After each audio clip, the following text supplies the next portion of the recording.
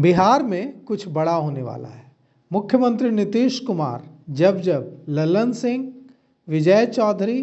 के साथ बैठकें करते हैं, गुप्त मंत्रणा करते हैं, तब तब कुछ बड़ा हो जाता है बिहार में। और जब से मुख्यमंत्री नीतीश कुमार दिल्ली से लौट कर आए हैं,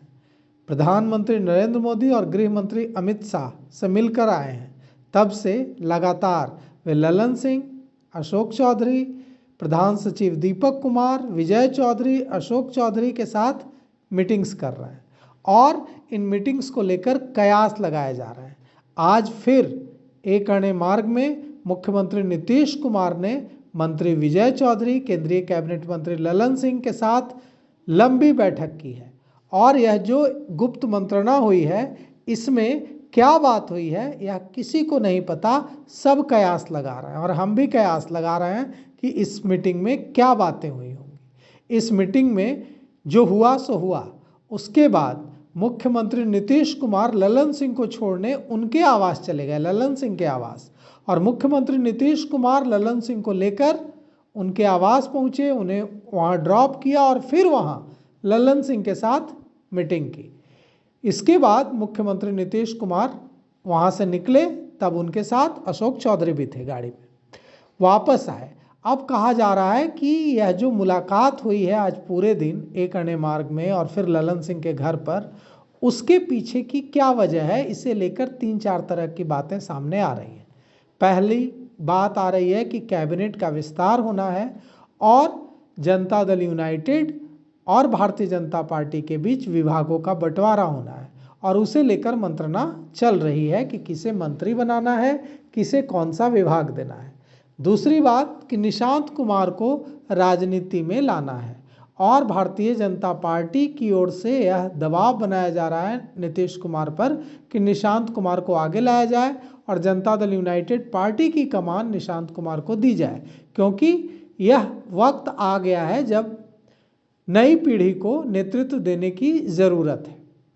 कहा जा रहा है कि मुख्यमंत्री नीतीश कुमार की जब प्रधानमंत्री नरेंद्र मोदी और गृह मंत्री अमित शाह से मुलाकात हुई तो उसमें भी निशांत कुमार को आगे लाने पर चर्चा हुई।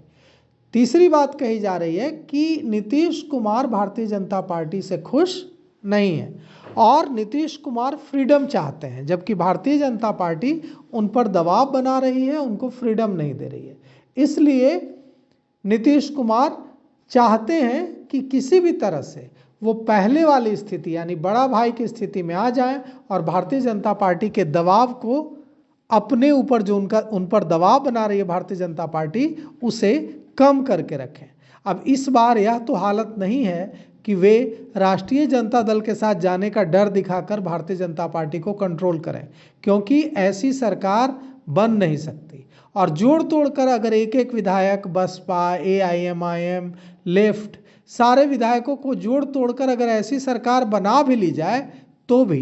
यह सरकार चलेगी नहीं, यह सरकार टिकाऊ नहीं होगी और यह सरकार कुछ दिनों में दम तोड़ देगी। तो कोई ऑप्शन न नीतीश कुमार के पास बीजेपी का है इस बार और न बीजेपी के पास नीतीश कुमार का है। बीजेपी भी बिना नीतीश कुमार के सरकार अगर बनाती है तो सरकार बन तो जाएगी, लेकिन वो सरकार बहुत ही कमज़ोर सरकार होगी। एक एक दो दो विधायकों के इधर उधर होने से सरकार गिरने का खतरा रहेगा। अगर जोड़ तोड़ कर ले, कांग्रेस के विधायकों को तोड़ ले, बसपा के विधायकों को तोड़ ले, तो सरकार बन सकती है भारतीय जनता पार्टी की, लेकिन बेहद कमज़ोर सरकार, माइनॉरिटी गवर्नमेंट बनेगी जिसके कभी भी गिरने का खतरा बना रहेगा। तो ऐसे में बीजेपी के पास नीतीश कुमार का कोई विकल्प नहीं है और नीतीश कुमार के पास इस बार राजद के कमज़ोर होने की वजह से नीतीश कुमार के पास भी कोई विकल्प नहीं है। तो बीजेपी समझती है कि नीतीश कुमार के साथ ही रहना होगा और नीतीश कुमार भी समझते हैं कि बीजेपी के साथ ही रहना होगा। सवाल सिर्फ प्रभाव को कम करने का है, सवाल सिर्फ अपर हैंड रखने का है। तो भारतीय जनता पार्टी चाहती है कि नीतीश कुमार पर उनका अपर हैंड रहे और नीतीश कुमार चाहते हैं कि बीजेपी उन पर हावी न हो, और यही शाहमात का खेल नीतीश कुमार और बीजेपी के बीच चल रहा है और यह 5 साल चलता रहेगा, क्योंकि अभी कैबिनेट का विस्तार होना है और इस विस्तार में विभाग का बंटवारा, इस विस्तार में मंत्रियों की संख्या, इस विस्तार में दूसरी चीज़ों पर चर्चा होगी। अप्रैल में राज्यसभा का चुनाव भी होना है, उसमें भी चर्चा होगी। तो कुल मिलाकर के अब जो आसार हैं वो ये हैं कि इस सहमत के खेल में नीतीश कुमार भारतीय जनता पार्टी को अपने ऊपर हावी नहीं होने देना चाहते हैं और इसीलिए नीतीश कुमार ललन सिंह जो उनके भरोसेमंद साथी हैं, विजय चौधरी जो उनके भरोसेमंद साथी हैं, उनके साथ लगातार मीटिंग्स कर रहे हैं और योजनाएं बना रहे हैं। तो अब देखिए